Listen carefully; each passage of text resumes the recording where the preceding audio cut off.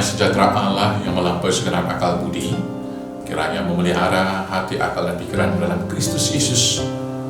Amin. Shalom, selamat pagi saudaraku. Mari kita mendengarkan firman Tuhan, meneguhkan kita melakukan pekerjaan hari ini, tertulis dalam kitab Mazmur 81 ayat 12 sampai dengan ayat 13. Demikianlah firman Tuhan, atau sebaiknya saya bacakan sampai dengan ayat 17. Tetapi umatku tidak mendengarkan suaraku, dan Israel tidak suka kepadaku. Sebab itu aku membiarkan dia dalam kedegilan hatinya. Bila mereka berjalan mengikuti rencananya sendiri, sekiranya umatku mendengarkan aku, sekiranya Israel hidup menurut jalan yang kutunjukkan, seketika itu juga musuh mereka aku tundukkan, dan terhadap para lawan mereka aku balikkan tanganku. Orang-orang yang membenci Tuhan akan tunduk mencilat kepadanya, dan itulah nasib mereka untuk selama-lamanya. Tetapi umatku akan kuberi makan gandum yang terbaik, dan dengan madu dari gunung batu aku akan mengenyangkannya. Demikianlah firman Tuhan. Saudaraku yang terkasih dalam Yesus Kristus, dalam sejarah kehidupan perjalanan umat Israel di dunia ini, atau kalau boleh lebih spesifik kita buat, dalam sejarah perjalanan keluarnya mereka dari Mesir menuju ke Kanaan, dan kemudian ketika mereka membangun kerajaan Israel dengan kerajaan-kerajaan sekuler, dengan memilih raja mereka dimulai dari Raja Saul, kemudian Raja Daud, dan seterusnya, kita melihat ada satu hal yang spesifik dalam sejarah Israel, yaitu yang pertama, setiap mereka patuh dan mengikuti perintah Tuhan, maka mereka akan hidup dalam damai sejahtera dan kemenangan yang gila gemilang. Walaupun mereka umat yang kecil, bangsa-bangsa Kanaan, bangsa Midian, bangsa-bangsa sekitar mereka tidak akan pernah berhasil mengalahkan mereka. Bahkan sebaliknya, mereka mengalahkan bangsa-bangsa yang besar itu.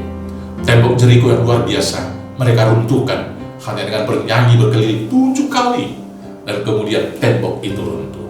Tetapi sebaliknya yang kedua, begitu mereka berbalik dari Tuhan, maka mereka akan sengsara.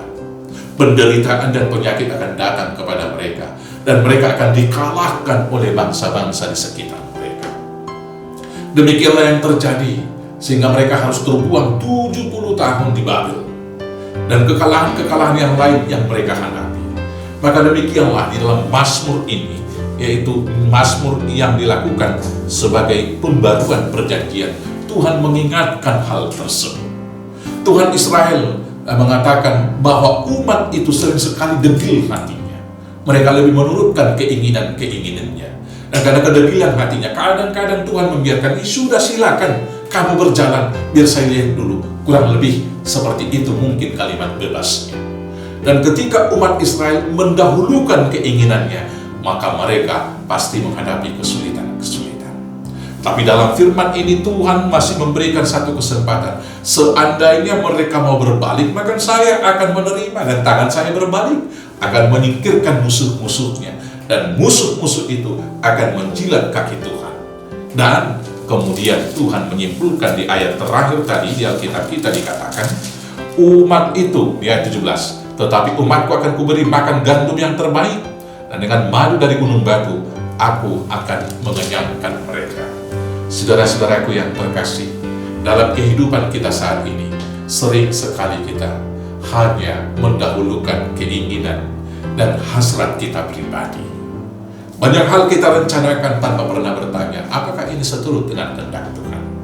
Dan ketika kita melakukan segala sesuatu hanya dengan keinginan kita, terkadang kita mungkin merasa sangat sukacita dan senang, tetapi pastinya akhirnya akan diperhadapkan dengan satu persoalan yang membawa kita kepada penyesalan. Saudara-saudaraku yang terkasih, rancangan Tuhan dalam hidup kita adalah rancangan damai sejahtera. Jangan pernah menurutkan keinginan kita. Bila saat ini kita merasa menghadapi kegagalan, bila saat ini kita merasa menghadapi banyak persoalan dan pergumulan hidup, karena kita lebih menurutkan keinginan kita, Tuhan membuka jalan bagi kita sekarang. Bila umatku, bila saya, bila kamu mau berbalik kepada Tuhan, Tuhan akan mengenyangkan kita, memberikan madu yang termanis, memberikan gandum yang terbaik, memberikan makanan yang dapat mengenyangkan kita. Maka karena itu saudaraku yang terkasih, mari kembali dan berbalik kepada Tuhan, ikuti jalan Tuhan, karena jalan Tuhan adalah jalan menuju kesejahteraan. Tuhan Yesus memberkati. Amin. Kita bersatu dalam doa. Terima kasih Bapa yang baik. Dalam realitas hidup sering sekali kami berjalan menurut keinginan kami sendiri, jauh dari tuntunan firman Tuhan. Maka dengan demikian kami juga banyak diperhadapkan dengan berbagai persoalan dalam kehidupan ini. Maka dalam pergumulan persoalan yang kami hadapi masing-masing, pribadi lepas pribadi yang tidak dapat kami sebut satu persatu, hari ini firman ini menghibur kami, bahwa ketika kami kembali, Tuhan membuka tangan dan akan membalikkan semua keadaan, sehingga kami dikenyangkan, kami boleh hidup dalam damai sejahtera. Maka inilah kami anak-anak-Mu Tuhan, yang datang kepada Tuhan agar Tuhan pimpin menuju kepada kesejahteraan dan damai sejahtera. Terima kasih Bapa yang baik. Kami serahkan seluruh umat Tuhan agar Bapa yang memelihara, Bapa yang memberkati, hanya dalam nama Yesus Kristus Tuhan kami. Amin. Shalom, selamat beraktivitas saudaraku. Tuhan Yesus yang memberkati. Horas, horas, horas.